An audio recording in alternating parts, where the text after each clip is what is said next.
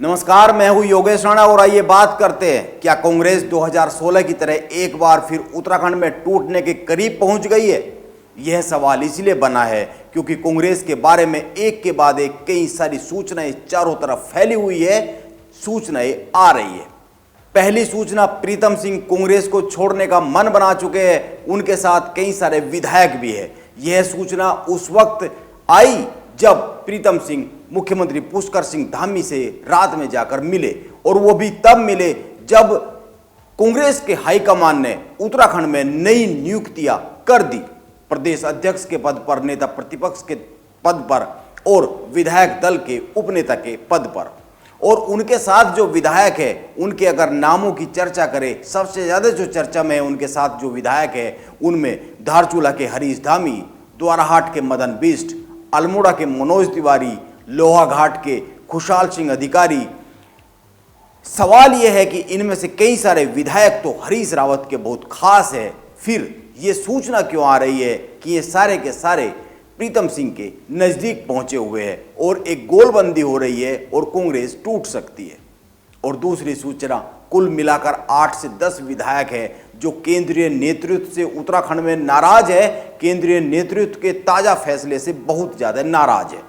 इनकी नाराजगी की सबसे बड़ी वजह दो है। एक, यशपाल आर्य को नेता प्रतिपक्ष का पद देना, क्योंकि यशपाल आर्य 5 साल भाजपा में रहे हैं, भाजपा की सरकार में रहे हैं, वहां पर लाभ लिया है।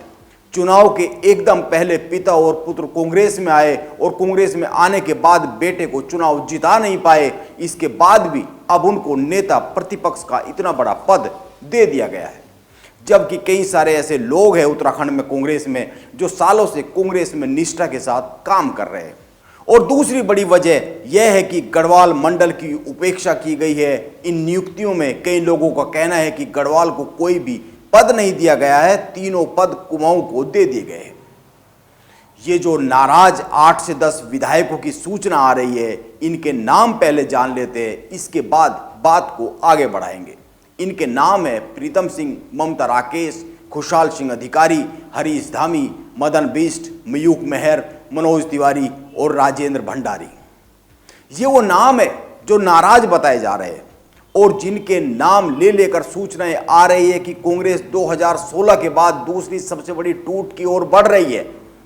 लेकिन मैं कहता हूं कि इन सारी सूचनाओं को ध्यान में रखते हुए 3 बातों पर गौर करने की जरूरत है।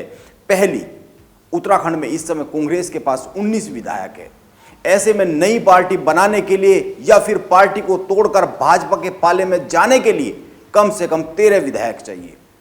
अब पिछले 3 दिन से घमासान मचा हुआ है, लेकिन 13 विधायकों के नाम बताने के लिए कोई तैयार नहीं है, क्योंकि ये जो 8-10 नाम गिनाए जा रहे हैं, इनमें से भी कई साफ साफ कह रहे हैं कि हमें जाना होता भाजपा में तो 2016 में ही चले जाते, अब क्यों जाएंगे। और फिर 1-2 का तो यह भी कहना है कि कांग्रेसियों को भाजपा में जाने पर कौन सी कद्र होती है।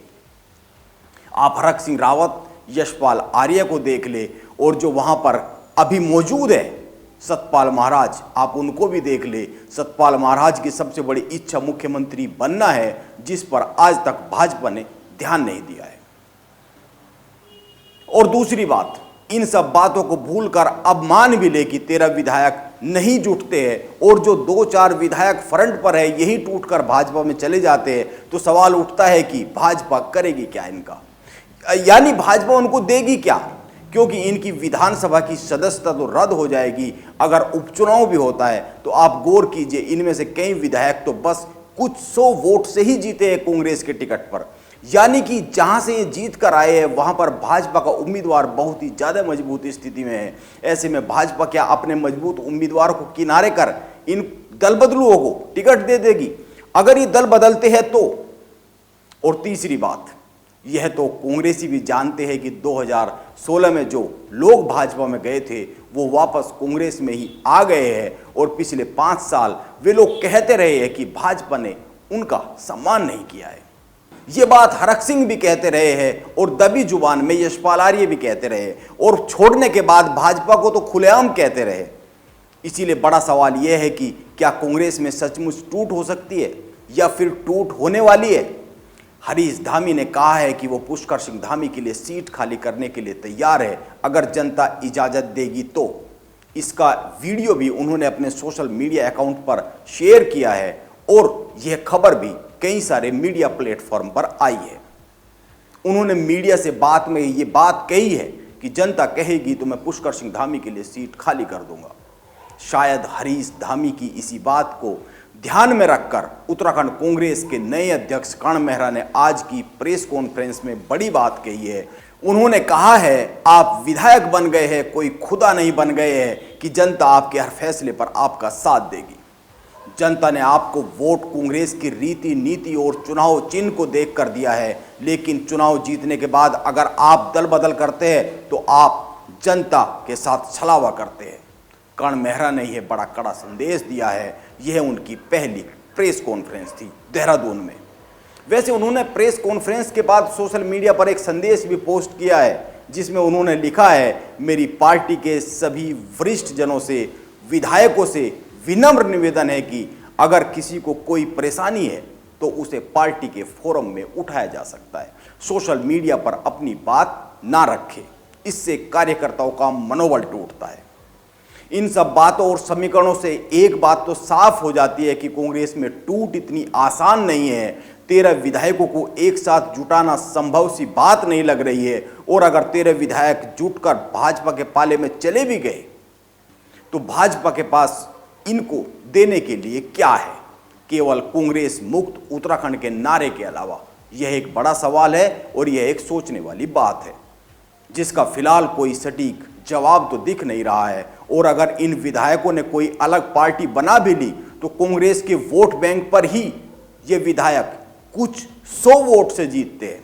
फिर अपने दम पर आप कितने वोट ला पाएंगे, यह भी एक सवाल है। इस बारे में भी सोचने की जरूरत होगी। इसीलिए थोड़ा इंतजार करते हैं और तस्वीर को और अधिक साफ होने का इंतजार करते हैं और अधिक साफ होते हुए देखते हैं। नमस्कार, आप बने रहे मेरे साथ।